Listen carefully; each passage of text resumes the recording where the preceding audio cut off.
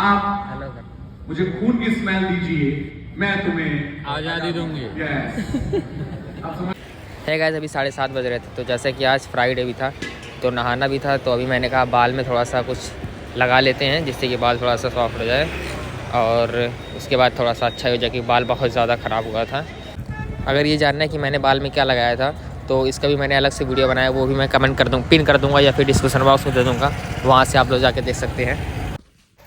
तो गाइस निकल चुके हैं रूम से अंदर, वो लोग आगे गए हैं और अभी तक बेल्ट नहीं लगा पाया हमें क्योंकि बहुत देर हो रही, नहाया और बाल भी नहीं सूखा है। तो ये फटाफट से चलते हैं, रोज़ ही देर हो जाती है। अरे तो आज जुम्मा भी है, नहाना भी है और उसके बाद वहाँ सीधे सोच रहे क्लास से चले जाएंगे सीधे नमाज़ पढ़ने। तो फटाफट से रेडी होते हैं, रेडी रास्ते में सब चलते हैं। सुबह सुबह ठंडे पानी से नहाने का अलग ही फील है, मतलब आदत पूरा भी जमा हुआ बर्फ़ से लग रहा है कहाँ पर आए, कब कब आ रहा है और धूप भी नहीं निकली है। देखो पूरा भी मौसम एकदम ठंडा ठंडा है, लेकिन फिर भी नहाना ज़रूरी था, मज़ा आ गई। पहले शुरू करो, मोमेंट शुरू करो। हैप्पी बर्थडे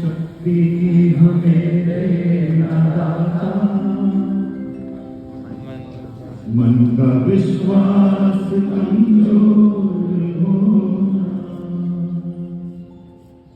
हम चले एक रास्ते पे हमसे भूल कर होना, इतनी शक्ति हमें देना दाता, मन का विश्वास कमजोर होना।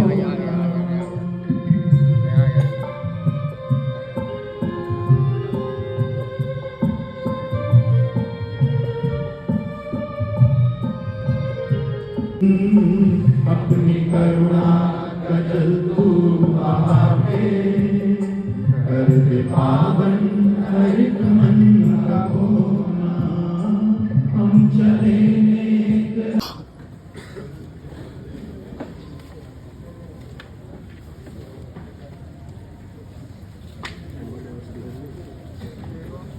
आज की फास्ट ट्रैक योगा क्लास में थर्मोडायनेमिक्स थर्मोकेमिस्ट्री का जो सेकेंड पार्ट है दैट इज थर्मोकेमिस्ट्री, उसका डिस्कशन हुआ। कंप्लीट थर्मोकेमिस्ट्री जैसा नाम से ही आपको पता लग रहा है कि जिसमें हीट की बात करेंगे किसी रिएक्शन के लिए। अभी तक प्रोसेस का डिस्कशन था और अब हम केमिकल रिएक्शन का डिस्कशन हुआ, और केमिकल रिएक्शन में जब भी डिस्कशन होगा हीट का, मतलब हीट रिलीज होगी या हीट एब्जॉर्ब होगी। अल्टीमेटली थर्मोकेमिस्ट्री जो टॉपिक है उसका ओवरऑल जो मैं अगर ओवरव्यू की बात करूं तो उसमें दो इंपॉर्टेंट थर्मोकेमिकल लॉज हैं जो कंप्लीट थर्मोकेमिस्ट्री को कंट्रोल करते हैं। नंबर 12 आपके लिए ये रहा स्क्रीन पर, बोल रहा था enthalpy change for the reaction. एक रिएक्शन गिवन है, इसके लिए हमें एंथैल्पी चेंज निकालना है। If bond enthalpies are given है, किलो कैलोरी पर मोल में हर डेटा दे रखा है, आपसे बोला गया कि एंथैल्पी चेंज बताओ। आपका टाइम स्टार्ट होता है अब।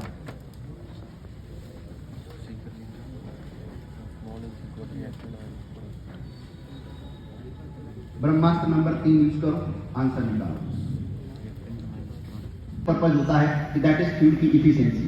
जो फ्यूल जितनी ज्यादा इफिशिएंसी होगी उसकी कैलोरीफिक वैल्यू उतनी ही ज्यादा होगी, उतनी अच्छी क्वालिटी का फ्यूल माना जाता है। इसलिए हाइड्रोजन को बेस्ट क्वालिटी फ्यूल एज्यूम किया जाता है।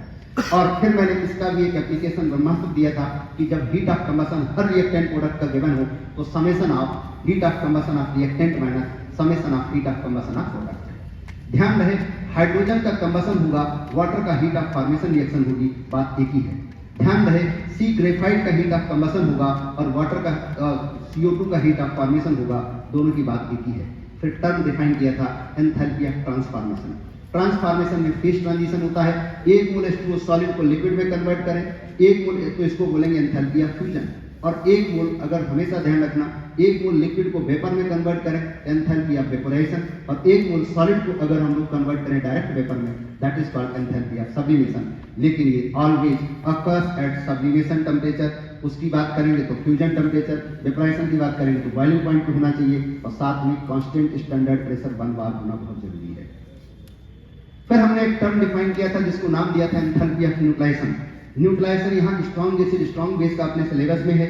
हालांकि अगर कोई वीक आ जाएगा तो वीक को कंप्लीट आयनाइज करने के लिए कुछ एनर्जी देनी पड़ेगी, तो वहां पर एंथैल्पी ऑफ न्यूट्रलाइजर की वैल्यू रिलेटिवली वीक के केस में कम हो जाती है। बट हमें स्ट्रॉन्ग ही पढ़ना है, तो स्ट्रॉन्ग एसिड स्ट्रॉन्ग बेस का एंथैल्पी ऑफ न्यूट्रलाइजर की वैल्यू कांस्टेंट रहती है, दैट इज -13.7 या -57.3 किलो जूल पर ग्राम इक्विवेलेंट। अब अगर मान लीजिए मोल बदल गए, सपोज कर लो NaOH के 2 मोल ले लिए गए और HCl के 3 मोल ले लिए गए, तो उस केस में लिमिटिंग रिएजेंट होता है NaOH, तो उस केस में जो वैल्यू है अगर वो किलो जूल में बात करता है तो -57.3 × 2 से मल्टीप्लाई करेंगे। ये बात हमेशा ध्यान रखना। बट एंथैल्पी ऑफ न्यूट्रलाइजेशन हमेशा पर ग्राम इक्विवेलेंट डिफाइन होती है, बट न्यूट्रलाइजेशन के दौरान रिलीज होने वाली एनर्जी वो बदल सकती है, तो वर्डिंग को ध्यान रखना बहुत जरूरी है। टर्म डिफाइन किया था एंथैल्पी ऑफ हाइड्रोजनेशन, एक मोल कोई भी कंपाउंड अनसैचुरेटेड हो जिसमें डबल बॉन्ड ट्रिपल बॉन्ड हो, उसको सीधा इतना हाइड्रोजन ऐड करो, इतना हाइड्रोजन करो कि डायरेक्टली वो सैचुरेटेड में कन्वर्ट हो जाए। उस दौरान जो भी अमाउंट ऑफ एंथैल्पी, जो भी हीट रिलीज होगी, that is enthalpy of hydrogenation. Term define किया था मैंने बॉन्ड एंथैल्पी। बॉन्ड एंथैल्पी का मतलब होता है एक मोल गैसियस बॉन्ड को ब्रेक करने के लिए जो अमाउंट ऑफ एनर्जी रिक्वायर्ड है, that is the bond enthalpy. लेकिन जब हीट ऑफ एटमाइजेशन को डिफाइन किया था तो एक मोल कोई भी कंपाउंड हो जिससे वो गैसियस एटम में कन्वर्ट हो जाए, whatever the heat required, that is called the enthalpy of atomization. ये दोनों में डिफरेंस आपको क्लियर किया। साथ में एक टर्म रह जाता है, that is enthalpy of solution. तो एंथैल्पी ऑफ सॉल्यूशन जब भी डिफाइन होगा किसी कोवैलेंट कंपाउंड के लिए या आयनिक कंपाउंड के लिए, सभी के लिए डिफाइन है, तो जो required specified amount of water, एक मोल सब्सटेंस में इतना पानी मिलाओ, स्पेसिफाइड अमाउंट ऑफ पानी मिलाओ, तो जो उसके दौरान हीट चेंज होगी इसको एंथैल्पी ऑफ सॉल्यूशन बोलते हैं। अगर वो कंपाउंड आयनिक है तो आयनिक कंपाउंड में पहले लैटिसेस को, आयनिक कंपाउंड जनरली सॉलिड होते हैं, तो सॉलिड की लैटिसेस को ब्रेक करेंगे तो लैटिस एनर्जी प्लस फिर लैटिसेस वाटर के मॉलिक्यूल, आपको पता है हाइड्रेशन होगा, क्योंकि जो आयंस होते हैं बेटा हमेशा ध्यान रखना हाइड्रेशन के लिए रिस्पॉन्सिबल होता है चार्ज डेंसिटी। जितना किसी आयन के ऊपर चार्ज डेंसिटी ज्यादा होगी उसका हाइड्रेशन उतना ज्यादा होगा। मींस वाटर के मॉलिक्यूल भैया भैया करके सराउंडिंग में आते हैं तो एनर्जी रिलीज होगी, इसका मतलब एंथैल्पी ऑफ हाइड्रेशन। हाँ, सॉल्यूशन के लिए कोई भी कंपाउंड तभी सॉल्व होता है नहीं कंपाउंड कि जब एंथैल्पी ऑफ हाइड्रेशन की वैल्यू लैटिस एनर्जी से ज्यादा है। लैटिस एनर्जी यहाँ लैटिस को ब्रेक करने के लिए जो एनर्जी रिक्वायर्ड है, दैट इज द, एक तरीके से पॉजिटिव होती है और हाइड्रेशन एनर्जी रिलेटिव नेगेटिव होती है। फिर मैंने एक टर्म आपको लास्ट में बताया हुआ था, दैट इज क्या बताया था, आई ओपन करो, अरे खोलो आके खोलो, क्या लास्ट में बताया था कि बॉन्ड एनर्जी का तीसरा ब्रह्मास्त्र बताया था कि जब बॉन्ड एंथैल्पी डेटा गिवन हो तो समेशन ऑफ बॉन्ड एनर्जी आपकी एक्सटेंड है ना, कंप्लीट थर्मोकेमिस्ट्री आपका रिवीजन हुआ। कैसा लगा आपको? अगर अच्छा लगा तो 10 खेलेंगे, 20 में 10 खिलाएंगे। तो क्विज स्टार्ट होती है आपकी। अब आपको इन सभी के जवाब देने हैं। आगे जो सवाल है, दैट इज क्वेश्चन नंबर 1।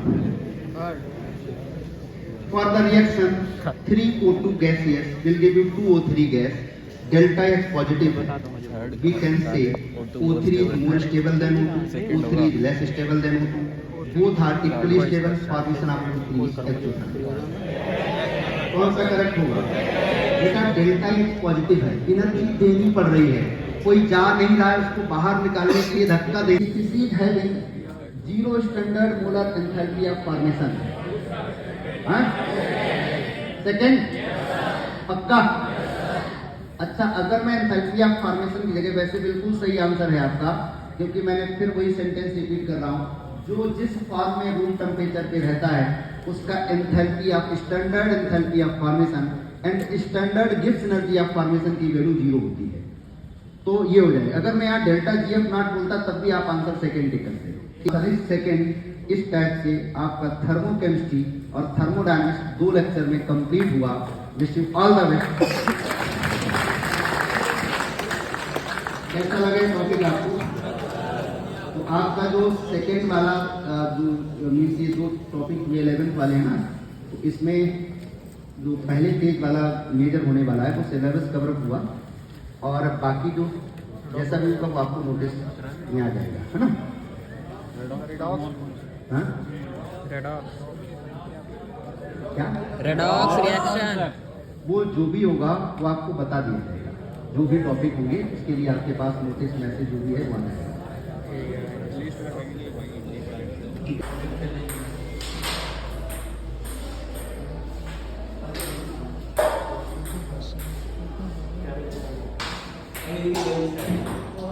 ये है गेम जोन।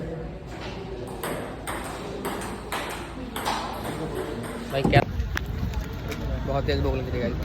कैसे कैसे एक टिकट का इंतज़ार किया हम लोग, और अभी धूप ले रहे हैं, ठंडी लग रही थी। तो इस सेकंड पीरियड हम लोग का स्टार्ट होगा 10:45 से। लाओ ये मोहम्मद और ये तनिष भाई हेलो कर दो कम से कम। नहीं करता मैं तो फालतू काम नहीं मेरा। देखिए भाई भिखारी। हाँ ठीक है, हम मांगने आता मैं बिस्कुट वाले खाली वीडियो बनाया। गजब बेइज्जती है। ये है एलन की VIP पार्किंग। देखो कोचिंग के सामने जो गाड़ी खड़ी है गाइस मेरी, मैं से आता हूँ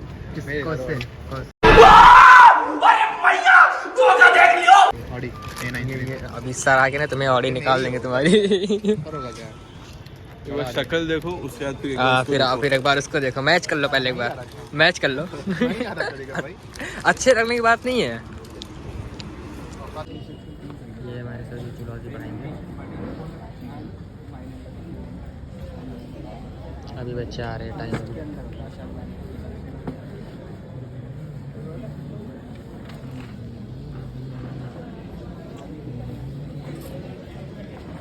क्लास हो गई आपकी कंप्लीट, अब हम दूसरी क्लास जो है वो स्टार्ट करते हैं, right. Fast track line biology की आपसे तो आज का जो अपना टॉपिक रहेगा बच्चों वो रहेगा एनिमल किंगडम, यानी हम लोग बात करने जा रहे हैं एनिमल डाइवर्सिटी। क्लियर? अब सबसे इम्पोर्टेंट बात क्या है कि अपनी जो एनिमल डाइवर्सिटी है उससे हर साल जब आप पिछले साल के पेपर उठा के देखोगे तो बच्चों आपको 4 से 5 क्वेश्चन हर बार नीट में पूछे गए हैं, वो देखने को मिलेंगे। ठीक है, तो अपने को करना क्या है कि इसको NCERT बेस याद करना है। सबसे इम्पोर्टेंट बात क्या है कि वो सब जो आपको पढ़ाया गया है उसका बेस क्या था, NCERT। तो अपने को समझ में सब कुछ बहुत अच्छे से आया है, लेकिन टिप्स पर अपने को NCERT के सारे पॉइंट्स याद होने चाहिए।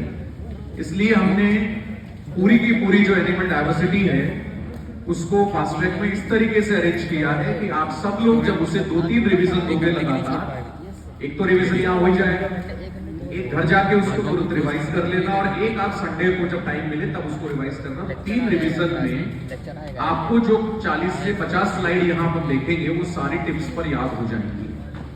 दूसरी बात, जब हम क्लासेस में पढ़ते हैं तो हम हर फाइलम को फाइलम वाइज पढ़ रहे हैं, पहले उसके कैरेक्टर पढ़ रहे हैं, फिर एग्जाम्पल पढ़ रहे हैं, क्योंकि वहां अपने को समझना होता है अच्छे से। फास्ट ट्रैक को एनिमल डाइवर्सिटी में कैसे तैयार अपने यहाँ पर किया है हमने, जैसे मान लो मैं आपसे एक जनरल बात करूं कि डाइजेस्टिव सिस्टम जो है उसकी शुरुआत कहां से हुई और कहां जाके उसमें चेंज आते चले गए और कहां जाके वो कंप्लीट हो गया। तो एग्जामिनर हमेशा इसी बात पर ध्यान देता है कि किस जगह पर कोई कैरेक्टर डेवलप हो रहा है या किस जगह पर कैरेक्टर में कोई कमी आ रही है, तो वो उसको क्वेश्चन बना के आपके सामने रख देता है, क्योंकि उसे तो मालूम है कि पूरी डाइवर्सिटी में क्या क्या जरूरत है। अब हम रहे स्टूडेंट, तो हमें तैयार करने का सबसे अच्छा तरीका बच्चों क्या है कि हम भी उसको कंपैरेटिव पढ़ें तो वो आसानी से हमें याद हो जाए।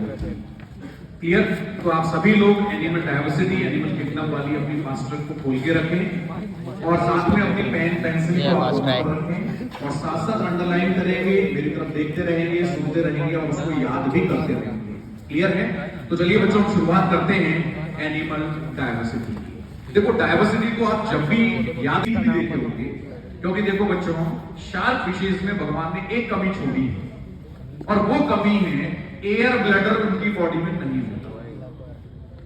इतनी बड़ी कमी से देखो उससे फायदा कितना हो। जब एयर ब्लैडर नहीं है तो उनको लगातार स्विम करना पड़ेगा, यानी एक एनिमल इस वर्ल्ड में ऐसा है जिसे जन्म से लेकर मरण तक चलते ही रहना है, यानी कि स्विमिंग करता ही रहना है। अब लगातार स्विमिंग करना है तो एनर्जी उतनी चाहिए। तो देखो मस्कुलेचर स्ट्रॉन्ग हो गया, एरोडायनामिक शेप हो गया, टीथ जो है वो बैकवर्ड डायरेक्टेड हो गए ताकि फूड अंदर आए तो वापस बाहर नहीं निकल सके। ध्यान रखिएगा क्योंकि ये टीथ बनते हैं उनके प्लेकॉइड स्केल्स के साथ में। और सबसे बड़ी खतरनाक बात तो ये कि इनके ऑल्फैक्टरी लोब्स जो होते हैं वो हमारे अंदर सभी एनिमल्स में सबसे ज्यादा हाईली डेवलप्ड होते हैं। 10 किलोमीटर दूर से ये आपके ब्लड की स्मेल ले सकते हैं। एरोडायनेमिक और स्ट्रॉन्ग मस्कुलेचर से 10 मिनट में आपके पास पहुंच सकते हैं और आपको हेलो बोल सकते हैं। समझ में आया कि नहीं? यानी सीधा सा कॉन्सेप्ट है शार्क का कि आप हेलो सर। मुझे खून की स्मेल दीजिए, मैं तुम्हें आजादी दूंगी। यस। अब समझ लो उसके बाद क्या होगा। तो समुद्र में जाने का पंगा नहीं लेना है, आजादी चाहिए। अब उसके बाद देखो, जो उसके बाद आगे की सिस्टम आया उसमें एम्फीबियंस में कोई ज्यादा डेवलपमेंट नहीं था।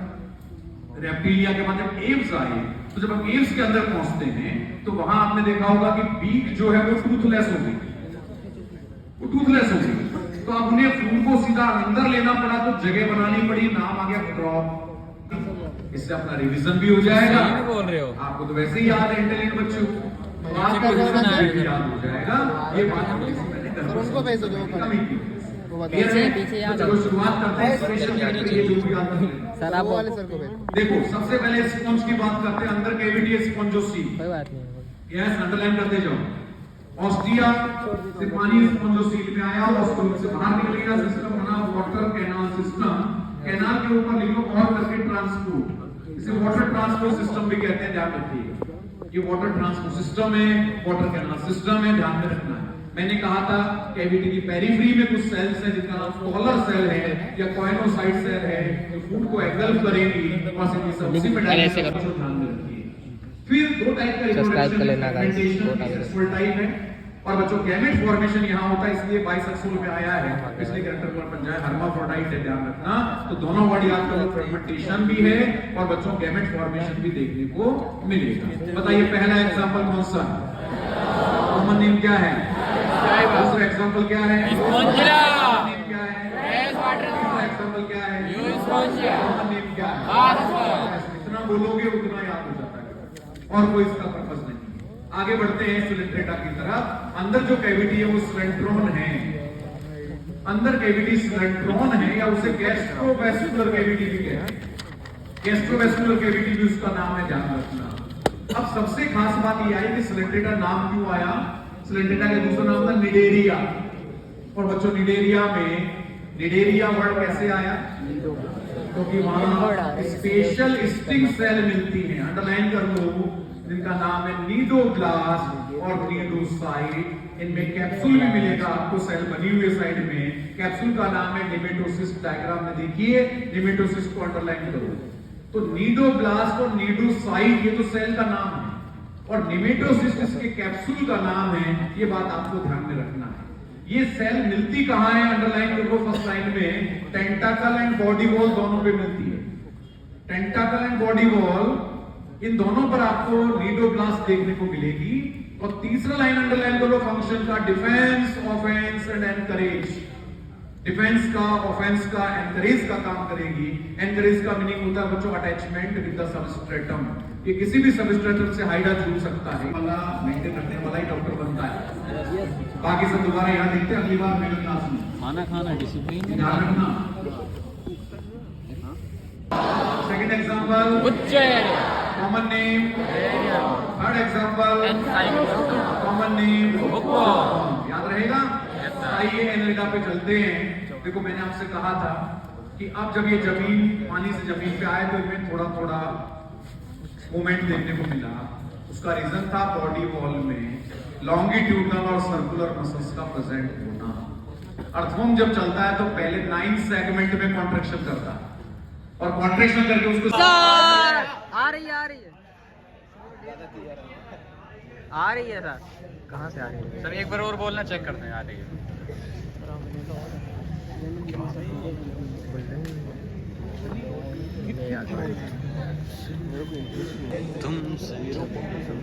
आवाज आ रही है सर? बोलिए सर। कोई बात नहीं। ठीक है, ठीक है। तो ऐसे ही बढ़ना है लगातार।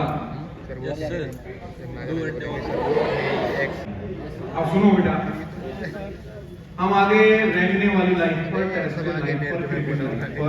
और पड़ोस में देखो पेनिस, और पड़ोस में देखो फेलिस, सामने देखो, उसके बगल में देखो, पानी में देखो, सामने देख रहा हूं सर। कॉमन, यस, उड़ने वाले ऊपर देखो, बेलेनोप्टेरा।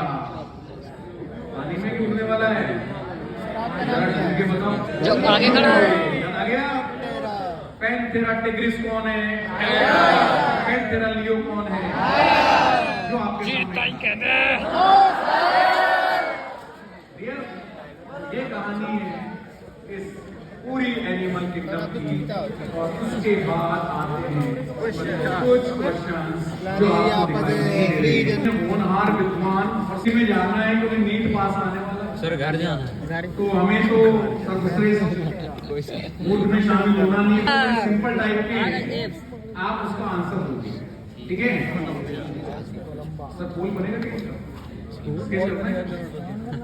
ओके, अभी हम सर कैसे हो जाएगा? मोबाइल दिखाओ, मोबाइल दिखाओ पहले। हाँ, ये इससे स्कैन करेंगे।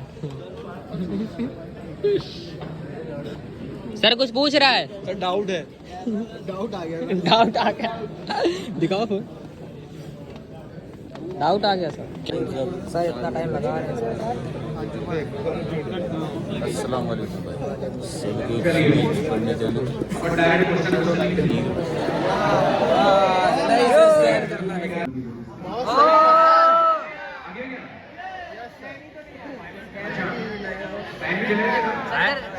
चलेगा। चलो ठीक है, स्टार्ट करें। Give a diagram represent which of the following is selected. Answer जरूर जरा हाथ खड़े करो, किसका रेडियल के अलावा कोई और आंसर है तो आप खड़ा करें। सर वो ये क्या है? सर कोई जॉब करो। ये रेडियल लग रहा है मेरे को तो। ये सिमेट्रिकल मान लेते हैं। सर आंसर आ गया सर उधर। क्या आंसर जाएगा? वाह, बहुत बढ़िया, बहुत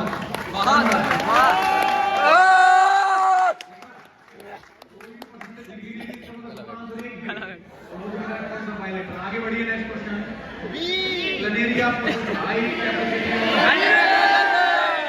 रीजनरेशन या बायोलुमिनेंस? मतलब 0% नेगेटिव नहीं है, 100% पॉजिटिव।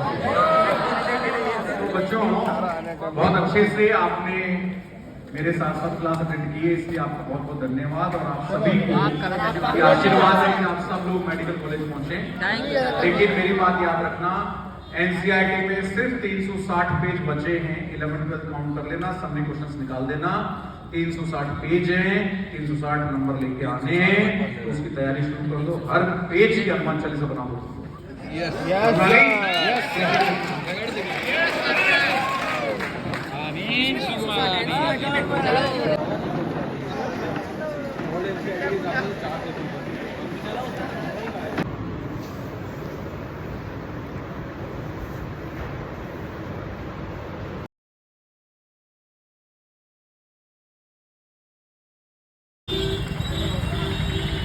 एक्सीडेंट हो गया भाई, यहाँ से ट्रक ले लेना। एक्सीडेंट हो गया। हाँ, एक्सीडेंट हो गया। इसका भी वहाँ पे हुआ है, कंपनी है गाड़ी। फिर नमाज़ पढ़ के आए, हमें बहुत ज़्यादा भूख लगी थी। सुबह तो हम कुछ खाए नहीं थे वैसा कुछ, और यहाँ पे बिरयानी खाई। बिरयानी खाने के बाद हमने शेक पिया, बनाना शेक। और आज का ब्लॉग यहीं करेंगे, मिलेंगे कल न्यू ब्लॉग में। Bye guys, take care.